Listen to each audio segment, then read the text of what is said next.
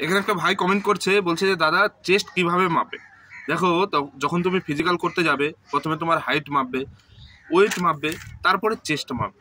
ওকে, এবার চেস্ট কোথায় ধরে ফিতেটা, তো তোমাদেরকে আমি অ্যাকুরেট যেভাবে মাপা হয় সেটাই বলবো। আমার কাছে তো ফিতে নেই, কিন্তু আমি দেখিয়ে দিচ্ছি মানে তোমার ফিতেটা কোথায় ধরে। ওকে, এই যে দেখতে পাচ্ছ চেস্ট। ওকে, যখন তোমাকে দাঁড়া করিয়ে দেবে, শরীরে কোনো কাপড় থাকবে না, ঠিক আছে, তোমার গেঞ্জিও থাকবে না ভিতরে, যে সিঙ্গেল গেঞ্জি সেটাও থাকবে না, ঠিক আছে, স্যান্ডো গেঞ্জিও থাকবে না, তো খালি গায়ে তোমাদের চেস্ট মাপা হবে। এই যে আমাদের যে নিপিল দেখতে পাচ্ছ, অনেকে ভাবে এই যে পুরো বুকের ছাতির উপরে ফিতে ধরে, কিন্তু সেটা ভুল। তোমাদের নিপিলের নিচে কিন্তু ফিতেটা ধরা হবে। ওকে, তারপরে বলবে 5 সেন্টিমিটার ফোলানোর জন্য, ঠিক আছে, তোমাকে বলবে চেস্ট আপ কর, তোমাকে এইভাবে চেস্ট আপ করতে হবে। যদি 5 সেন্টিমিটার খুলে যায় তাহলে তুমি পাস। ওকে, তোমাকে 3বার চান্স দেবে, ঠিক আছে, 3বার চান্স দেবে। যদি 3বার চান্সের মধ্যে যদি তুমি ফোলাতে পারো তাহলে তোমাকে ফেল করবে না, তুমি পাস হয়ে, ঠিক আছে। যদি ফোলাতে না পারো তাহলে তোমাকে হয়তো ফেল করে দেবে, ঠিক আছে।